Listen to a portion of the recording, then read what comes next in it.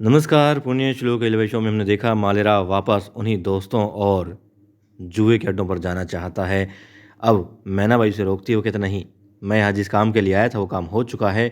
मैं सिर्फ खंडेराव होलकर इनके बाबा साहिब के श्राद्ध के लिए वो आए थे, वो काम हो चुका है, वो जा रहे हैं। फिर कहती है कि उसे तो लगा था कि आप यहीं रुक जाएंगे, आप सुधर गए हैं और आप देवी अहिल्या का भी साथ देने लग गए हैं। तो उसने कहा नहीं, मैंने किसी का साथ नहीं दिया, वो तो सिर्फ मौका और बात ही ऐसी थी, इसलिए और कुछ नहीं। जाना चाहता है, वो कहती है ठीक है मैं भी आपके साथ चलूंगी। वो कहते हैं तुम क्यों चलोगी, तुमने कब धर्म निभाया है पत्नी होने का, तुम्हारे और मेरे विचार कभी मिले ही नहीं।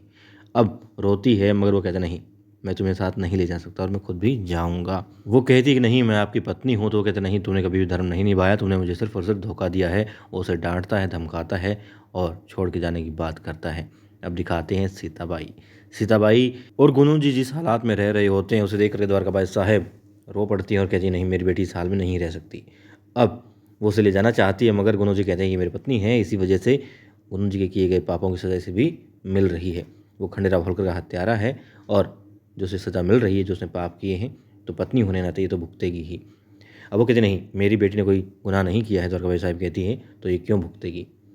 ठीक है, ले जाना चाहते हैं मगर वो मना कर देती है। वो कहती नहीं, वो नहीं जाएगी, जहाँ गुनू जी रहेंगे वहीं पर वो रहेगी।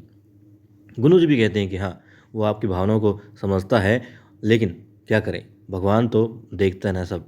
जो पाप गुनू जी ने किया है भुगतने पड़ेंगे।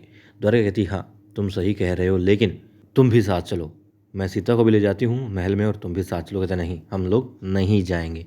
फिर वो कहती है वहाँ पर तुम्हें तो आना ही पड़ेगा। और अब दिखाते हैं वापस महल में। महल में क्या हो रहा होता है, मैनाबाई पहुँच जाती है देवी अहिल्या के पास में कि मालेराव को रोक लो। देवी अहिल्या कहती है ठीक है रोकती हूँ, और फिर जी हाँ मालेराव से कहती हैं कि आप जाना चाहते हैं जा सकते हैं, वो आपको नहीं रोकेंगी। अब मैना देखती है क्या हो रहा है, रोकने के लिए आई थी वो तो इसलिए गई थी देवीला के पास में कि उसे रोकेंगी, मगर वो कह रही जाओ। अब देवीला कहती मैं नहीं रोक सकती आपको, आप जाओ। मैं आपके बाबा साहेब को भी नहीं रोक पाई, रुकना चाहती थी मगर नहीं रोक पाई। वो नहीं रुके तो तुम कैसे रुकोगे, जाओ। बहुत कोशिशें की मैंने। वो कहती पता है, उसे बताती मालेराव को कि उन्हें लगता है कि हाँ खंडेराव होलकर आज भी उनके साथ में है और हर रोज़ उनके ख्वाबों सपनों में आया करते हैं और कहते हैं तुम्हें चिंता की कोई बात नहीं है क्योंकि मालेराव तुम्हारे साथ है, तुम्हें डरने की ज़रूरत नहीं है, मालेराव तुम्हारे साथ है। और उन्हें वो ख्वाब सच्चे लगने लगे थे। और जब अब तुम साथ में आए, तुमने उनका साथ दिया। वो कहती तुमने जब देवी अहिल्या का साथ दिया इस मुद्दे पर, इस बात में, तो उन्हें लगा था कि हाँ तुम्हारे बाबा साहेब सही कह रहे हैं और वो उनके साथ में ही है। उन्हें वाकई में ऐसा एहसास होने लग गया था। मगर नहीं, तुम जाना चाहते हो। देवी अहिल्या रोने लग जाती है और कहती है कि हाँ सच में लगने लगा था कि ख्वाब नहीं सच्चाई ही है, मगर नहीं है। ठीक है, वो कहती है उन्हें ऐसा लगता है कि हाँ वो तनहा रह जाएंगी, अकेली रह जाएंगी क्योंकि सब उन्हें छोड़कर जा रहे हैं। कोई बात नहीं, वो कहती है उन्हें तकदीर ही ऐसी है। अब रोने लग जाती है और भी ज़्यादा, और कहती है वो पहले अपने पति को खो चुकी हैं, अब बेटे को खोना नहीं चाहती, लेकिन फिर यदि तुम जाना चाहते हो तो जाओ। वो कहती है वो चिंता करती रहती हैं, हर पल तुम्हारी चिंता करती हैं, मगर चिंता से क्या होता है, भूख नहीं लगती, नींद नहीं आती, तुम्हारी फिक्र करती है तुम्हारी आई, मगर नहीं, क्या फ़र्क पड़ता है। अब दिखाते हैं गंगूबा और हरिपंत उनके पास में आते हैं और ताना मारते हैं कि देवी अहिल्या के गुलाम। अब गंगूबा कहते हैं मैं गुलाम नहीं हूँ, मैं सिर्फ मालवा की सेवा करता हूँ और देवी अहिल्या की कतई नहीं। अब गंगूबा कहते हैं कि जो कुछ भी हो रहा है और जो मैं कर रहा हूँ, जो आदेश हुआ है वो कर रहा हूँ और वो मालवा के हित में ही है, प्रशासन का आदेश है। अब वो कहते हैं आदेश, हाँ तुम्हारी इस बात से हमें एक विचार आया है और बहुत गजब का विचार है गंगूबा। अब देवी अहिल्या को सिंहासन से कैसे दूर करना है ये समझ में आ गया है। अब हरिपंत कहता है गंगूबा से कि गंगूबा योजना सुनो और इस योजना के माध्यम से लोगों को देवी अहिल्या के खिलाफ बना दो, भड़का दो। और फिर वहाँ दिखाते हैं देवी अहिल्या समझा रही होती है मालेराव को और कहती है रुक जाओ मालेराव, रुक जाओ, मैं तुम्हारी परवाह करती हूँ, हम सबको तुम्हारी परवाह है, मुझे चिंता है तुम्हारी। अब वो कहते हैं नहीं, मुझे लगता है सिर्फ ये कहने भर के लिए है। तभी मल्हार राव सूबेदार जी आ जाते हैं और कहते हैं कि अगर मैं ये साबित कर दूं तो कि यहाँ पर सब तुम्हारा ख्याल रखते हैं, तुम्हारी परवाह करते हैं, तुम्हारी चिंता करते हैं। फिर उसका हाथ पकड़ते हैं, उसे अपने साथ ले जाते हैं।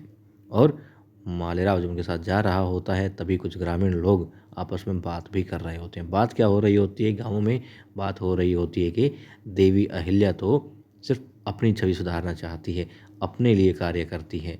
जी हाँ, गंगूबा ने पैसा फेंक दिया है गांव वालों में और अब कुछ लोग जाकर के दूसरे लोगों को भड़का रहे हैं कि हाँ देवी अहिल्या ने तो जनता का ख्याल नहीं रखा, उन्होंने तो अपने बेटे का ख्याल नहीं रखा, उसे भी गद्दी से दूर कर दिया। जी हाँ, इस तरीके से हरिपंथ के कहने पर गंगूबा लोगों को बात बताता है और लोग भड़क जाते हैं। अब दूसरे लोगों को भड़काने के लिए वो लोग आगे बढ़ते हैं कि वनाग्नि से पीड़ित लोगों को इकट्ठा करो और उन्हें जाकर ये सूचना दे दो कि देवी अहिल्या उनका हित नहीं करने वाली है, वो सिर्फ अपना हित देखती है। देवी अहिल्या ने अपने बेटे मालेराव, जो कि गद्दी का असली अधिकारी है, उसे भी महल से निकलवा दिया है। वो सिर्फ खुद गद्दी पर बैठना चाहती है और गांव वाले गुलाम बन जाएंगे, क्योंकि ज़मीनें होंगी मालवा के किसानों की। अब तक वही खेती करते थे, मगर नहीं, अब उस पर पेड़ लगेंगे देवी अहिल्या के, और व्यापारी देवी अहिल्या के ही लोग होंगे, तो मुनाफा वो देखेंगी। मतलब वो एक तरीके से भड़का देते हैं और लोग भड़क भी रहे होते हैं और वहाँ पर मालेराव को समझा रहे होते हैं मल्हार राव सूबेदार जी। तो आने वाले एपिसोड में देखेंगे किस तरीके से जो पैसा फेंका गया है वो काम करता है और किस तरीके से देवी अहिल्या ने जो समझाया है और मल्हार राव सूबेदार जी जो दिखाएंगे, जो साबित करेंगे, वो चीज़ें किस तरीके से काम करती हैं, मालेराव समझता है या फिर जनता भड़कती है। देखते हैं।